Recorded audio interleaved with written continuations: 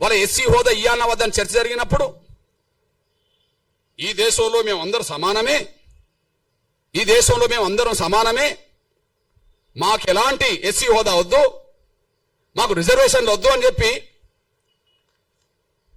రాజ్యాంగ సభలో చర్చల్లో పాల్గొన్నది ఈ దేశ క్రైస్తవుల తరపున ఒక దళితుడు లేడు. దళితులు క్రైస్తవులుగా భక్తులుగా మిగిలిపోయినరు.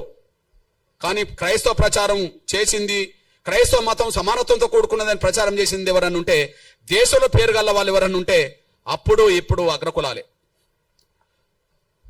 వాళ్ళు మారవచ్చునా? వాళ్ళు మారమని చెప్పవచ్చునా?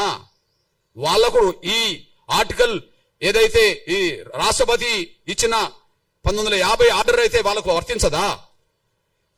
కుట్ర జరిగింది. రాజ్యాంగం రాయడానికంటే ముందు రాజ్యాంగ సభ చర్చల్లో మైనార్టీల హోదా, అణగారిన వర్గాలకు సంబంధించిన వాళ్ళ మతపరమైన హోదా ఎట్లా ఉండాలని చర్చ జరిగినప్పుడు ఆ చర్చల్లో ఈ దేశ క్రైస్తవ ప్రతినిధులుగా 4 పాల్గొన్నారు. ఈ దేశ క్రైస్తవ ప్రతినిధులుగా 4 పాల్గొన్నారు. ఈ 4లో ఈ కమిటీకి చైర్మనే మీ దృష్టికి తీసుకొస్తున్నా. అల్పసంఖ్యాక వర్గాల సబ్ కమిటీ, అడ్వైజరీ కమిటీ. రాజ్యాంగంలో అల్పసంఖ్యాక వర్గాలకు, దళితులకు, పేద వర్గాలకు ఎలాంటి ఉండాలని చెప్పినప్పుడు అంటే అంబేద్కర్ కూడా ఉంటాడు. కానీ దీనికి చైర్మన్ ఎవరు? హెచ్సి ముఖర్జీ, పశ్చిమ బెంగాల్. ఆయన ఎవరు? బ్రాహ్మణ్. ఎవరి తరఫున పాల్గొన్నాడు? ఈ దేశ భారతీయ క్రైస్తవుల తరఫున పాల్గొన్నాడు. ఈ దేశ భారతీయ క్రైస్తవుల తరఫున పాల్గొన్నాడు. ఎవరు ఆయన? బ్రాహ్మణ్. ఓకే. ఇంకొక ఆయన ఫాదర్ జెరోమ్ డిసోజా, ఈయన పాల్గొన్నాడు. ఈయన అగ్రకుల వ్యక్తే. ఇంకొక ఆయన రాజకుమారి అమృత్ కౌర్, ఈమె రాజకుటుంబంలో పుట్టింది. అట్లనే పీకే సాల్వే, ఈయన కూడా అగ్రకులస్తుడే. వీళ్ళు 4 ఈ దేశ క్రైస్తవులకు ఏం రావాలి అనే కాడ మాట్లాడినరు. మాకు రిజర్వేషన్లు వద్దన్నారు. అంటే ఈ దేశ దళిత క్రైస్తవులకు అన్యాయం జరుగుతున్నది, వాళ్ళకు న్యాయం జరగాలని మాట్లాడుతున్నప్పుడు మాలో సమానత్వం ఉన్నది, మాకు ఎలాంటి విభేదాలు లేవు, మాకు రిజర్వేషన్ వద్దు, మాకు ఎస్సీ హోదా వద్దని చెప్పి అగ్రకులస్తులు చెప్పారు కదా.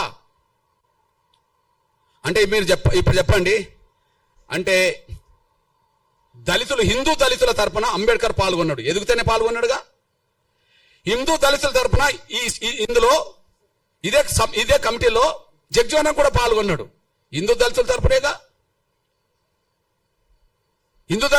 కదా ఈ కమిటీలో ఉంటాడు. అంబేద్కర్ ఉంటాడు, జగ్జీవన్ రామ్ ఉంటాడు. అంబేద్కర్ ఉంటాడు, జగ్జీవన్ రామ్ ఉంటాడు. కానీ హిందూ దళితుల తరపున వాళ్ళు మాట్లాడతారు. క్రైస్తవ తరపున మాట్లాడలేదా అంబేద్కర్ అంటే మాట్లాడిన చరిత్ర నేను చెప్తా. కానీ ప్రత్యేకంగా క్రైస్తవ తరపున మాట్లాడాల్సిన నిర్ణయం ఎవరు తీసుకోవాల్సి వచ్చింది? ఈ దేశంలో క్రైస్తవ తరపున ఎదిగిన వాళ్ళే. మరి అప్పుడు దళితుల నుంచి క్రైస్తవులో ఎదిగిన వాళ్ళు ఎవరు లేరు కదా, ఆస్థాకి ఎదిగిన వాళ్ళు లేరు కదా, భక్తులుగా మిగిలిపోయిండు. కానీ ఒక శక్తులుగా ఎదగలేదు కదా. ఈ 4 కూడా గాంధీ శిష్యులే. పేరు క్రైస్తవ మతం ఉన్నది, వాళ్ళ కులాలు అగ్రకులాలు, కానీ వాళ్ళు గాంధీ శిష్యులు. గాంధీ చేసిన మోసం వల్ల హిందూ దళితులు మోసపోయినరు, దళిత క్రైస్తవులు మోసపోయినరు. ఏ మోసం? హిందూ దళితులు ఎక్కడ మోసపోయినరు? హిందూ దళితులకు ప్రత్యేక నియోజకవర్గాలు ఉండాలని కమ్యూనల్ అవార్డు వచ్చింది కదా. కమ్యూనల్ అవార్డు రద్దు చేయించడం కోసం కదా గాంధీ నిరాదీక్ష చేసింది.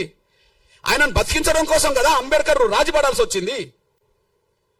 అంటే ప్రత్యేక నియోజకవర్గాలు పోయినాయి కదా. ఎస్సీలు నిలబడ్డ నియోజకవర్గాల్లో ఎస్సీలే ఓట్లేసుకొని గెలిపించుకోవాలనేది పోయింది కదా. ఇది పోవడానికి కారణం గాంధీ కదా. అంటే హిందూ దళితులను మోసం చేసింది గాంధీ కదా. హిందూ దళితుల జీవితాలు అడ్డుకున్నది గాంధీ కదా. దళితులు క్రైస్తవ మతం తీసుకుంటే, క్రైస్తవ మతం తీసుకున్న దళితులకు ఎస్సీ హోదా అవసరం లేదని చెప్పి మాట్లాడిచ్చింది కూడా అగ్రకులాల క్రైస్తవ పెద్దలతోటే కదా. వీళ్ళు ఈ 4 గాంధీ శిష్యులే కదా. అంటే దళిత క్రైస్తవులకు ఆనాడు మోసం జరగడానికి, దళిత హిందువులకు మోసం చేయడానికి గాంధీ పన్నిన కుట్ర కారణం కదా. ఇది వాస్తవం కదా.